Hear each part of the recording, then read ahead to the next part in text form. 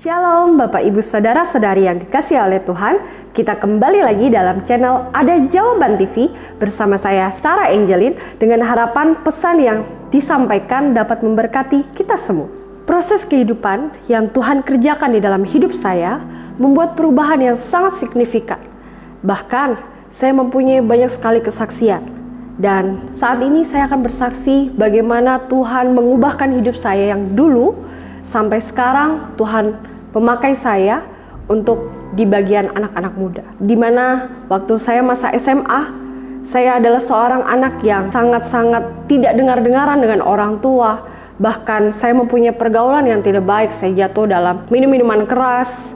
Saya juga mempunyai pertemanan yang sungguh tidak baik, yang hampir saya dijual oleh teman saya. Dan di sini saya merasa saya sangat kotor. Saya merasa adalah anak yang sangat-sangat terhilang, yang saya tidak tahu arah hidup saya. Tapi di satu ketika Tuhan benar-benar memanggil saya. Awalnya saya tidak menyadari bahwa saya begitu berharga di hadapan Dia. Dan akhirnya waktu saya menerima Yesus sebagai Tuhan dan Juru Selamat, saya menerima Dia sebagai sahabat saya. Tuhan mulai mengangkat saya, Tuhan mulai memakai saya, dan saya tahu hidup saya berarti di hadapan Dia. Saat ini, saya akan membagikan renungan yang sekiranya dapat memberkati kita semua dalam pengenalan kita akan kasih Yesus. Kalau kita berbicara tentang mengenal adalah sebuah jaminan kekekalan.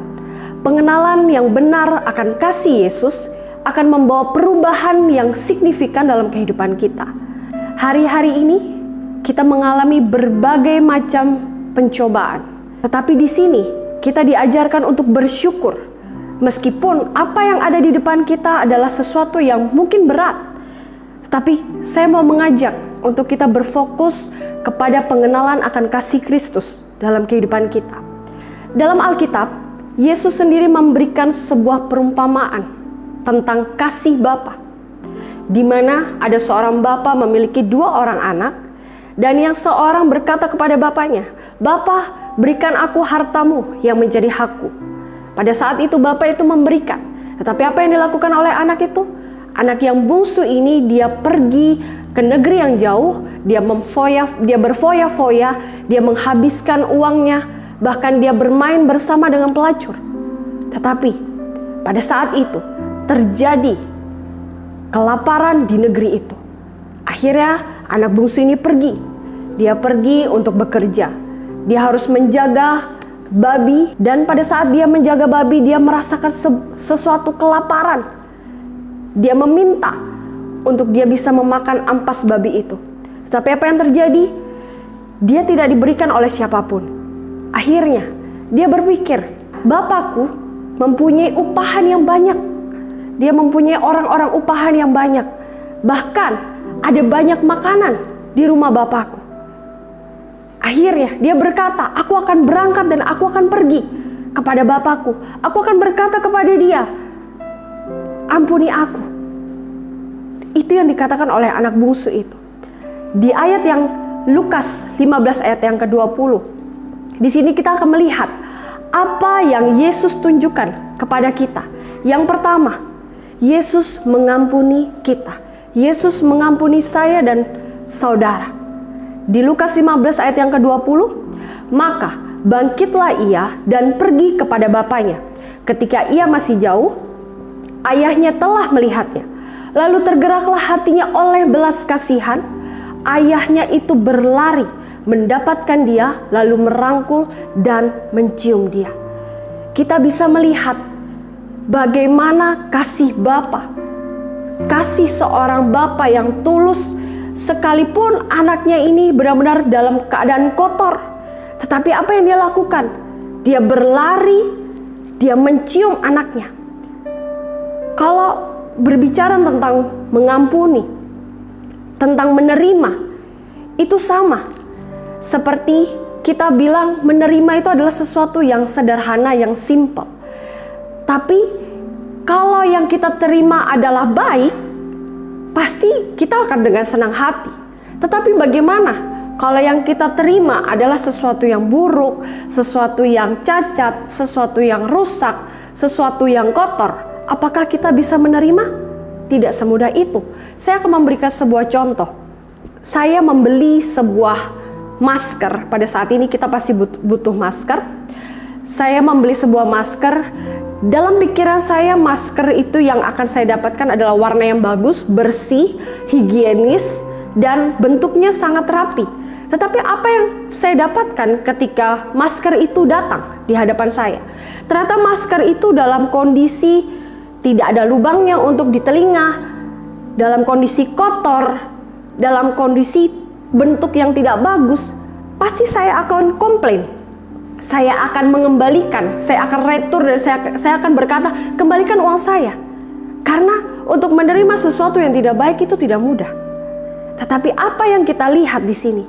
Bagaimana seorang Bapa yang baik, Yesus, menerima kita apa adanya, sekotor apapun kita. Sama halnya seperti anak ini. Anak bungsu ini datang kepada bapaknya dalam kondisi motivasi yang tidak baik. Motivasi yang tidak baik seperti apa? Dia datang karena dia merasa lapar. Tetapi apa yang terjadi? Tuhan kita, Tuhan Yesus menerima kita apa adanya. Dan dia tidak peduli dengan apa yang terjadi dalam hidup kita. Di sini kita melihat Yesus menerima kita sekalipun kita disalah mengerti orang atau kita dalam keadaan hati yang hancur. Yesus menerima kita. Kalau kita melihat perjalanan kehidupan Yesus, dia harus berjalan di atas air, dia meredakan angin ribut, dia memberi makan 5.000 orang. Itu artinya apa?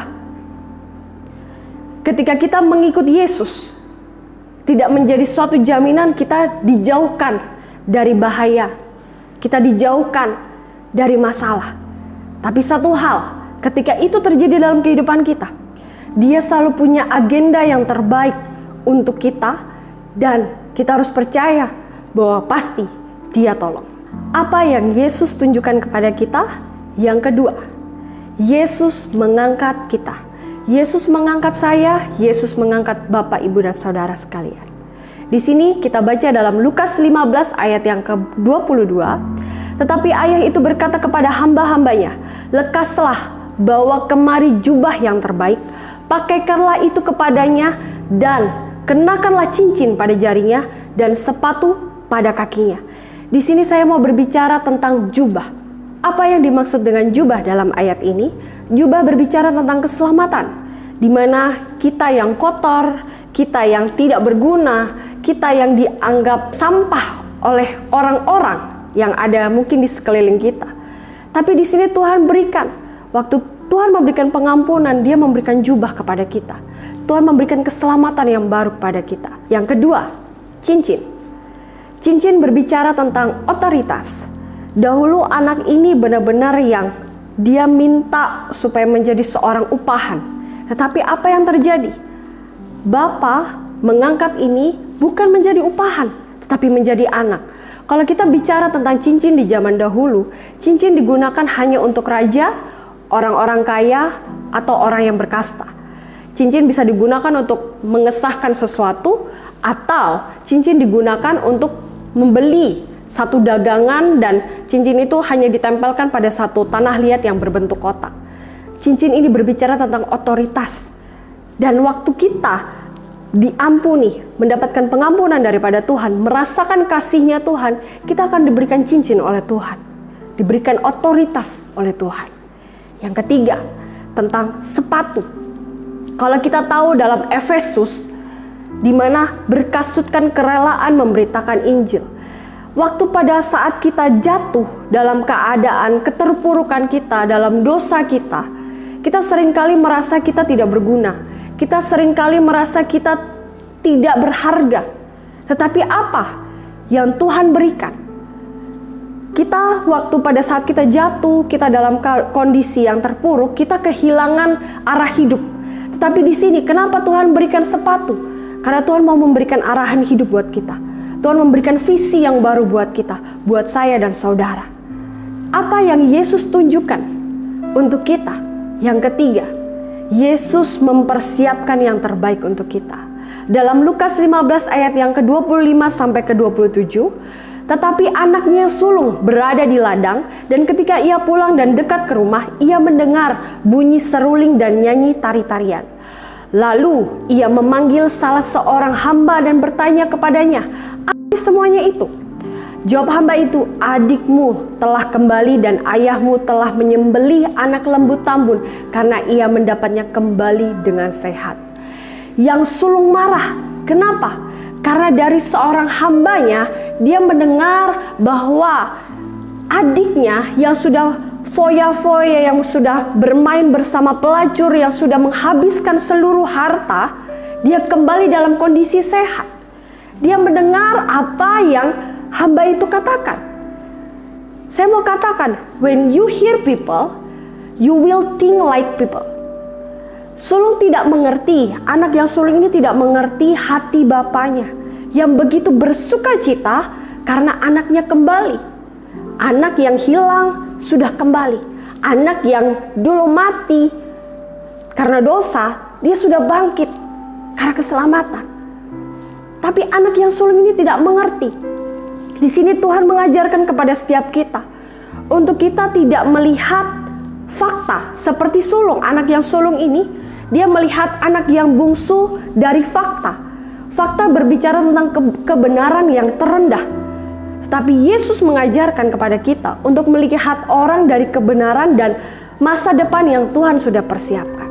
Bapak, Ibu, Saudara sekalian yang dikasihi oleh Tuhan, mari waktunya kita kembali kepada Bapa yang sungguh mengasihi kita. Tidak hanya itu, ketika kita datang kepada Dia dalam kerendahan hati, percayalah, Dia yang sungguh mengampuni kita. Dia tidak hanya mengampuni, tetapi Dia juga mengangkat kita. Dia mempersiapkan yang terbaik buat kita. Kalau kita tahu bahwa Tuhan Yesus adalah Tuhan yang sungguh tenang, Tuhan yang tidak pernah tergesa-gesa. Tapi pada saat kita kembali kepada Dia, percayalah bahwa Dia akan bergegas untuk menemui saudara dan saya.